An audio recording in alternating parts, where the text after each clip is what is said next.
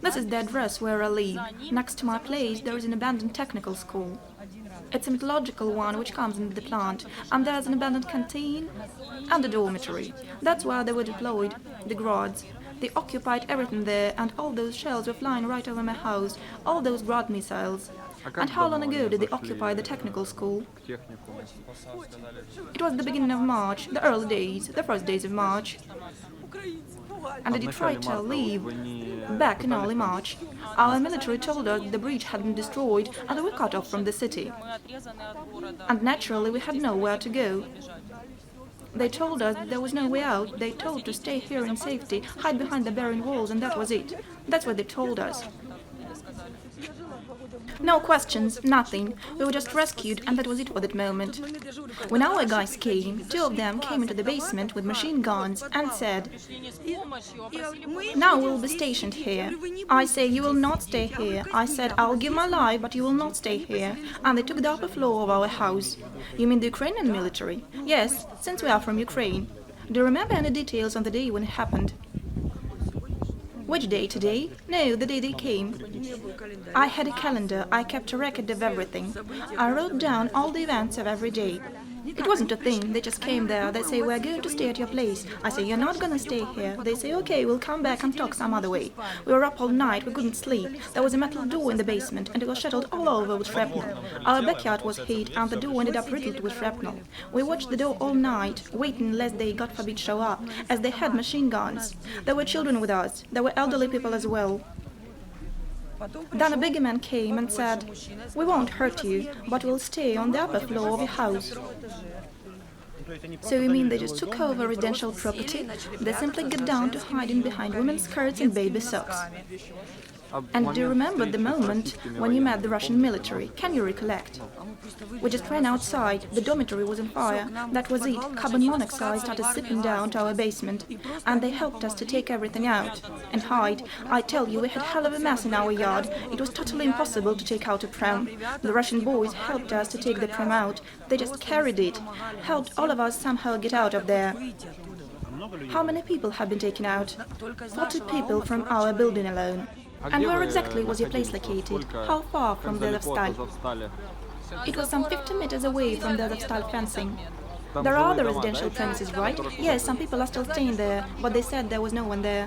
What is the situation like? The military boys heard from us for the first time that there are more people there. They say that is the reason why they don't resort to massive firing.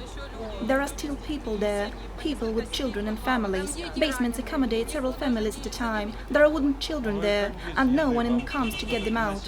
How did you manage without food? Did anyone bring you anything within 55 days? We ate whatever we found, so to speak. We had what we had somehow got to stock up, and the neighbors helped out. It was a problem to get water.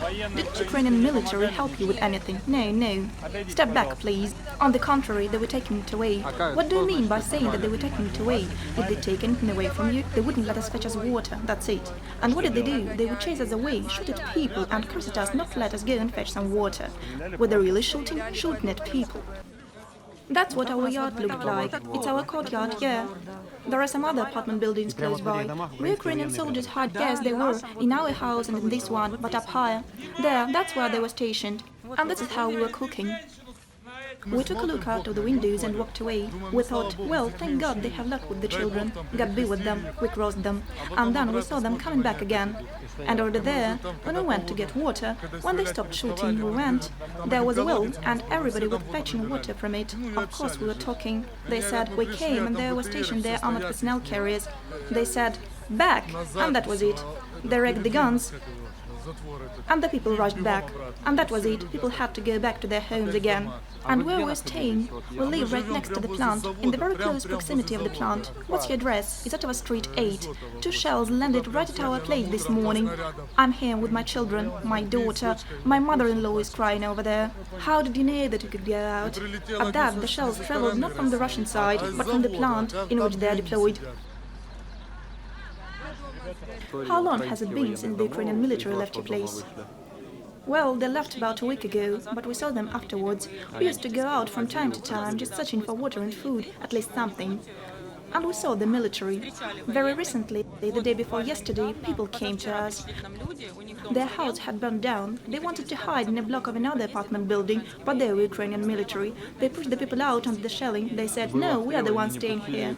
There was shelling underway and they wouldn't let them into the shelter. No, they wouldn't let them inside. They said, we are staying here. You're not allowed in here. The people came to us, to our place across the street. How did the Azov men and the Ukrainian armed forces actually treat you? We received no help from them. They used to say in Ukrainian, all's under control, everything will be fine, and that was it. We asked if there could possibly be an evacuation. No, they said. Why did you stay here in the first place? There was an evacuation. Though there was no evacuation, people were living on their own, by their cars, those who could go somewhere. I had an infant and my elderly mother on me, and I couldn't leave. So we stayed at home, and then we ran to a basement across the street, and were sitting down there.